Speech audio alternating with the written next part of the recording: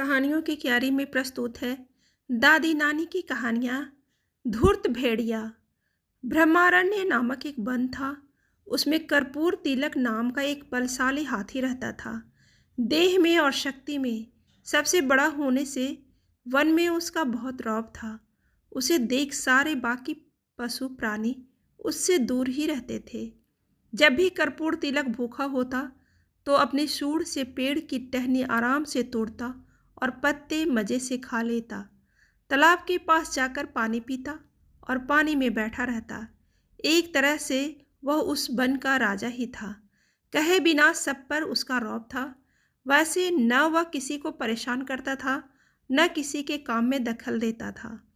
फिर भी कुछ जानवर उससे जलते थे। जंगल के भेड़ियों को यह बात अच्छी नहीं लगती थी। उन सब ने मिलकर सोचा, किसी तरह इस हाथी को सबक सिखाना चाहिए और इसे अपने रास्ते से हटा देना चाहिए। इसका इतना बड़ा शरीर है, इसे मारकर इसका मांस भी हम काफ़ी दिनों तक खा सकते हैं, लेकिन इतने बड़े हाथी को मारना कोई बच्चों का खेल नहीं। किसमें है यह हिम्मत जो उस हाथी को मार सके? उनमें से एक भेड़िया अपनी गर्दन ऊंची करके कहने लगा, उससे लड़ाई करके तो मैं उसे नहीं मार सकता, लेकिन मेरी बुद्धिमत्ता से मैं उसे ज़रूर मारने में कामयाब हो सकता हूँ।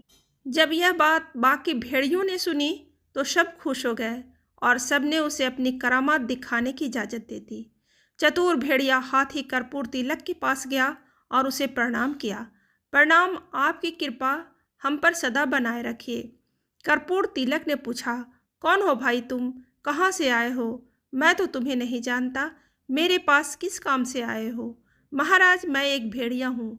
मुझे जंगल के सभी प्राणियों ने आपके पास भेजा है। जंगल का राजा ही सबकी देखभाल करता है, उसी से जंगल की शान होती है। लेकिन अफसोस की बात यह है कि अपने जंगल में कोई राजा है ही नहीं। हम सब ने मिलकर सोचा कि आप जैसे बलवान को ही जंगल का राजा बनाना चाहिए, इसलिए राज्याभिषेक का मुहूर्त हमने निकाला है। यदि आपको कोई आपत्ति नहीं हो तो आप मेरे साथ चल सकते हैं और हमारे जंगल के राजा बन सकते हैं। ऐसी राजा बनने की बात सुनकर किसे खुशी नहीं होगी। कर्पूर तिलक भी खुश हो गया। अभी थोड़ी देर पहले तो मैं कुछ भी नहीं था और एकदम राजा बन जाऊंगा। यह सोचकर उसने तुरंत हामी भर दी। दोनों चल पड़े। भेड़िया कहने लगा, मुहूर्त का समय नज़दीक आ रहा है, जरा जल्दी चलना होगा हमें। भेड़िया जोर जोर से रोने लगा और उसके पीछे कर्पूर तिलक भी जैसे बन पड़े, भागने की कोशिश में लगा रहा। बीच में एक तालाब आया।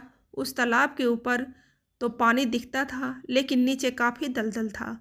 भेड़िया छोटा होने के कारण कूदकर तालाब को पार कर गया और पीछे मुड़कर देखने लगा कि कर्पूर तिलक कहाँ तक पहुँचा। कर्पूर तिलक अपना भारी शरीर लेकर जैसे ही तालाब में जाने लगा तो दलदल में फंसता ही चला गया। निकल न पाने के कारण वह भेड़िए को आवाज़ लगा रहा था, अरे दोस्त, मुझे ज़रा मदद करोगे? मैं इस दलदल से निकल नहीं पा रहा हूँ।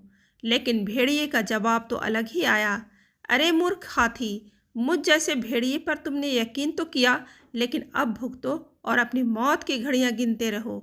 मैं तो चला। यह कहकर भेड़िया खुशी से अपने साथियों को यह खुशखबरी देने के लिए दौड़ पड़ा। बेचारा कर्पूर तिलक।